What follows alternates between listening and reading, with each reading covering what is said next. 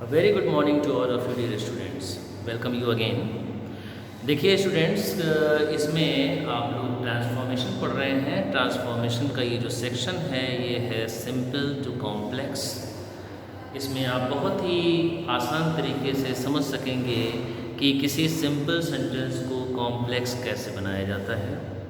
Previous video में मैंने आपको बताया कि सिंपल सेंटेंस की पहचान क्या होती है और कॉम्प्लेक्स सेंटेंस की क्या पहचान होती है, ये मैंने आपको बताया था।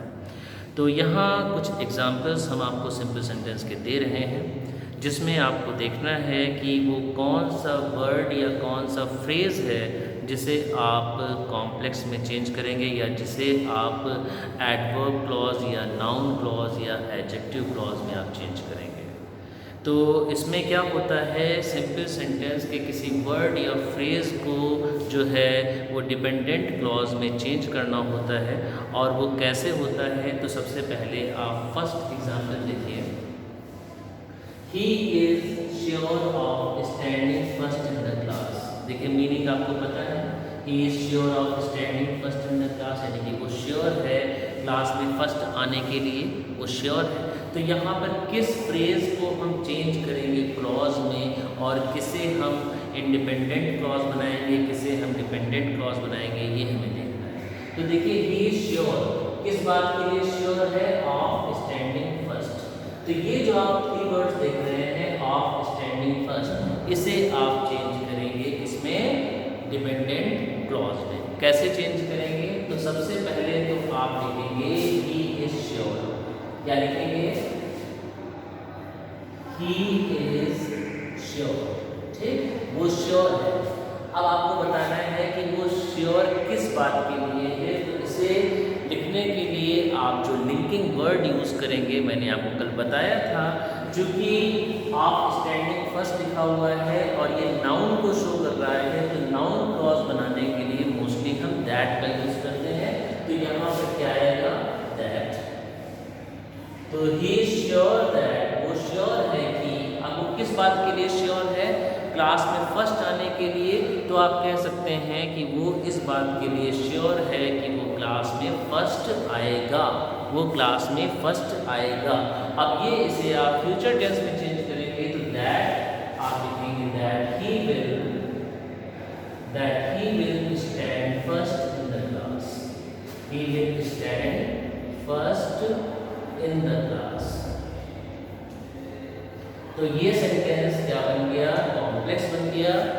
He is sure that he will stand first in the class. तो इसमें हम समझ लेते हैं कि कौन सा इंडिपेंडेंट क्लॉज है, कौन सा डिपेंडेंट क्लॉज है। तो देखिए सबसे पहले independent clause, he is sure, वो श्योर है। अब देखिए मीनिंग क्लियर है, ही इज श्योर। तो ये क्या हो गया, ये इंडिपेंडेंट क्लॉज हो गया।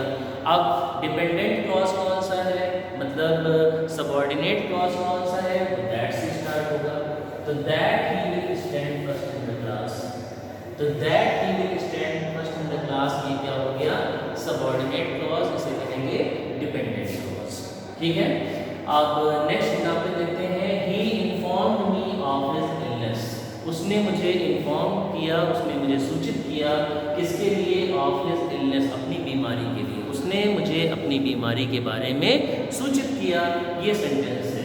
तो यहाँ पर जो आप चेंज करेंगे, किस वर्ड या किस फ्रेज को आप चेंज करेंगे क्लॉज में, तो वो क्या है, वो है ऑफ हिज इलनेस। देखिए उसने मुझे इन्फॉर्म किया, किसके बारे में इन्फॉर्म किया, अपनी बीमारी के बारे में बताया, ऑफ हिज इलनेस के बारे में बताया। तो ऑफ हिज इलनेस को आप चेंज करेंगे किसमें, डिपेंडेंट क्लॉज में। तो डिपेंडेंट क्लॉज कैसे बनेगा, आप कहेंगे उसने मुझे इन्फॉर्म किया कि वो क्या था, वो बीमार था, कि उसने मुझे इन्फॉर्म किया कि वो बीमार था। तो कैसे, he informed me, he informed me।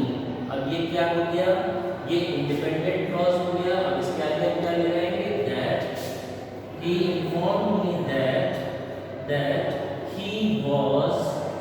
अब illness चूंकि नाउन फॉर्म है, इसे आप एडजेक्टिव फॉर्म में चेंज करेंगे, तो ये क्या हो जाएगा, he was ill। तो he informed me that he was ill, उसने मुझे इन्फॉर्म किया गया कि वो बीमार था, तो इसमें डिपेंडेंट क्लॉज कौन सा हुआ, दैट ही वाज इल। ये दैट ही वाज इल जो है ये क्या हो गया, ये डिपेंडेंट क्लॉज हो गया जो इसका सबऑर्डिनेट क्लॉज है। और मेन क्लॉज क्या है, ही इन्फॉर्म्ड मी। जैसा हम आपको पहले ही बता चुके हैं कि कॉम्प्लेक्स सेंटेंस में दो क्लॉज होंगे, तो दो क्लॉज होंगे मतलब दो सब्जेक्ट होंगे, मतलब दो फाइनाइट वर्ब होंगे। इसीलिए देखिए यहाँ पर दो सब्जेक्ट भी है, देखिए एक सब्जेक्ट इसका हो गया ही और एक सब्जेक्ट इसका हो गया ही। इसका देखिए फाइनाइट वर्ब इन्फॉर्म्ड, इसका फाइनाइट वर्ब क्या है, वाज। ओके, अब हम नेक्स्ट एग्जांपल देखते हैं।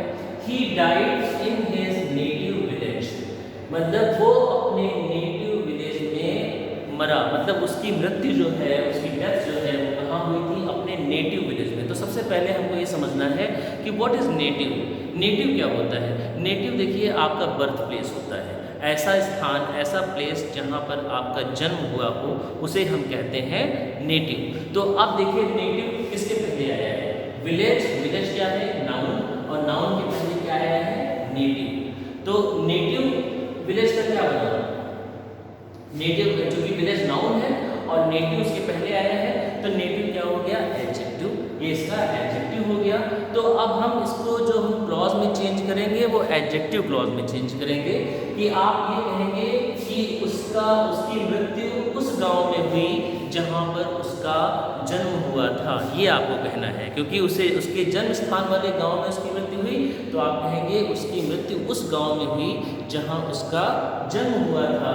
तो आप क्या कहेंगे, he died in the village, he died in the village। अब देखिए विलेज क्या हो गया, ये हो गया विलेज, क्या हो गया, नाउन हो गया। अब इस नाउन को आप क्या करेंगे, डिस्क्राइब करेंगे। डिस्क्राइब करने वाले वर्ड्स क्या होते हैं, एडजेक्टिव होते हैं, और डिस्क्राइब करने वाला जो क्लॉज होगा वो क्या होगा, वो एडजेक्टिव क्लॉज बन जाएगा। तो कैसे बन जाएगा, ही डाइड इन द विलेज, यानी कि उसकी डेथ उस गांव में हुई जहां वो पैदा हुआ था। तो जहां वो पैदा हुआ था, जहां क्या हो गया, ये प्लेस बता रहा है, तो आप कहेंगे वेयर। तो he died in the village where he was born, where he was born. तो ये क्या हो गया, he died in the village where he was born, वो उसकी मृत्यु उस गांव में हुई जहां पर उसका जन्म हुआ था। तो वेयर ही वाज बोर्न ये जो है ये एडजेक्टिव क्लॉज हो गया, क्योंकि एडजेक्टिव हो चाहे नाउन हो चाहे एडवर्ब हो, तीनों ही सबऑर्डिनेट क्लॉज के पार्ट होते हैं। इसीलिए ये कौन सा क्लॉज है, ये सबऑर्डिनेट क्लॉज है जो कि डिपेंडेंट क्लॉज है, और किस पर डिपेंड है, इस प्रिंसिपल क्लॉज पे। कौन से प्रिंसिपल क्लॉज पे, ही डाइड इन द विलेज में। ठीक है, अब हम चलिए नेक्स्ट एग्जांपल देखते हैं। बार्किंग डॉग्स सेल्डम बाइट, ये कहावत आपने बहुत सुनी होगी कि गरजने वाले बहुत कम बरसते हैं, या भौंकने वाले कुत्ते बहुत कम काटते हैं। ये आपने कहावत हिंदी में भी सुनी होगी, इंग्लिश में भी सुनी होगी। तो बार्किंग डॉग्स सेल्डम बाइट, ये सेंटेंस है, इसे आपको चेंज करना है किसमें, कॉम्प्लेक्स में। तो देखिए यहाँ पर जिस वर्ड या जिस फ्रेज को हमें क्लॉज में चेंज करना है, सबसे पहले हमें उसको देखना है। तो देखिए डॉग्स के पहले कौन सा वर्ड आया है, बार्किंग। डॉग्स क्या है, नाउन है, और उसको डिस्क्राइब करने वाला कौन वर्ड है, बार्किंग। तो बार्किंग जो हो गया, ये डॉग्स का क्या हो गया, एडजेक्टिव हो गया, मतलब भौंकने वाले कुत्ते। तो भौंकने वाले डॉग्स जो हैं वो बहुत कम काटते हैं, तो ये बार्किंग क्या हो गया, जो कि एडजेक्टिव हो गया। अब इस बार्किंग को हम किस में चेंज करेंगे, क्लॉज में चेंज करेंगे। तो इसके लिए पहले डॉग्स को हमें पहले लाना होगा। तो डॉग्स जो कि प्लूरल है, अगर हम इसको सिंगुलर बना लें तो ज़्यादा अच्छा रहेगा। तो आप ये अ डॉग क्या हो जाएगा, अ डॉग। ठीक, अब डॉग है तो डॉग के लिए जो रिलेटिव प्रोनाउन आएगा वो क्या आएगा, वो हु तो आएगा नहीं, क्योंकि हु तो पर्सन के लिए आता है, इसके लिए हम लगाएंगे विच। तो a dog which.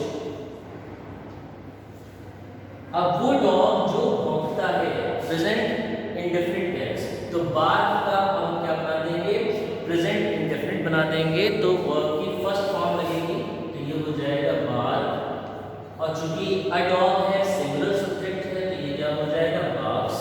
A dog which barks, वो डॉग जो भौंकता है, a dog which barks. Seldom seldom और फिर लिखेंगे सेल्डम बाइट्स। तो a dog which barks seldom bytes, मतलब वो डॉग जो भौंकता है वो बहुत कम ही काटता है। तो यहाँ पर विच बार्क्स क्या हो गया, ये हो गया सबऑर्डिनेट क्लॉज, जिसको हम कहते हैं एडजेक्टिव क्लॉज है। क्यों? क्योंकि वो डॉग को डिफाइन कर रहा है, इसीलिए ये विच बार्क्स जो है वो एडजेक्टिव क्लॉज है, सबऑर्डिनेट क्लॉज है, या ये कहें डिपेंडेंट क्लॉज है। तो इस तरह से हमने इस सेंटेंस को क्या बनाया, कॉम्प्लेक्स बनाया। आई होप कि आपको ये सेंटेंसेस समझ आए होंगे। चलिए एक और एग्जांपल देख लेते हैं सिंपल सेंटेंस का। In spite of being rich he is not proud. Rich होने के बावजूद वो प्राउड नहीं है।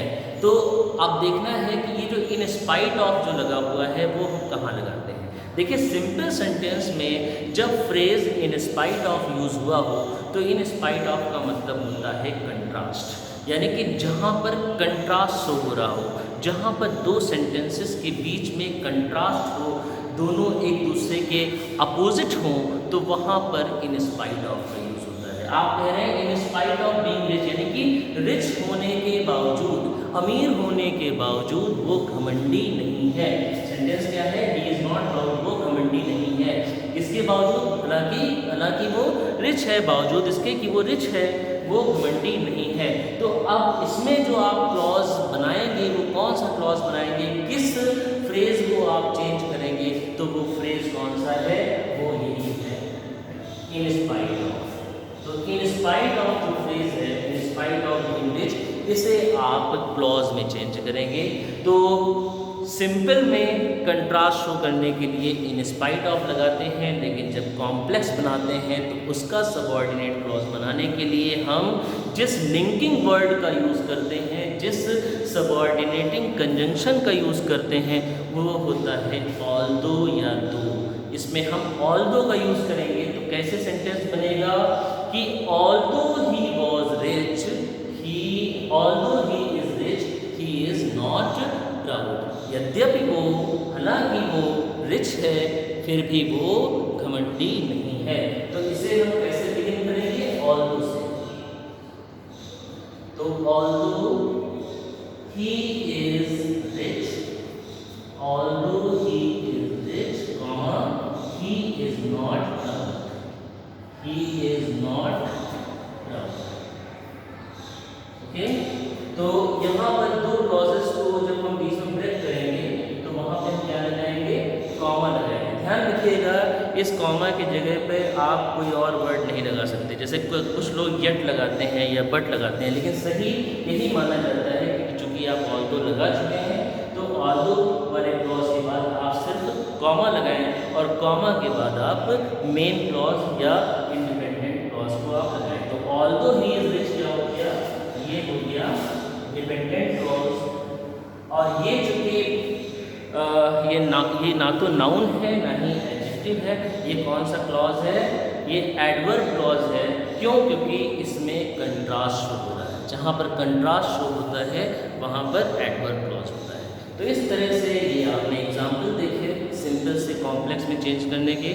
आगे हम आपको और भी एग्जांपल्स देंगे कि how to interchange a simple sentence into complex one. I will tell you more rules. Okay, thank you.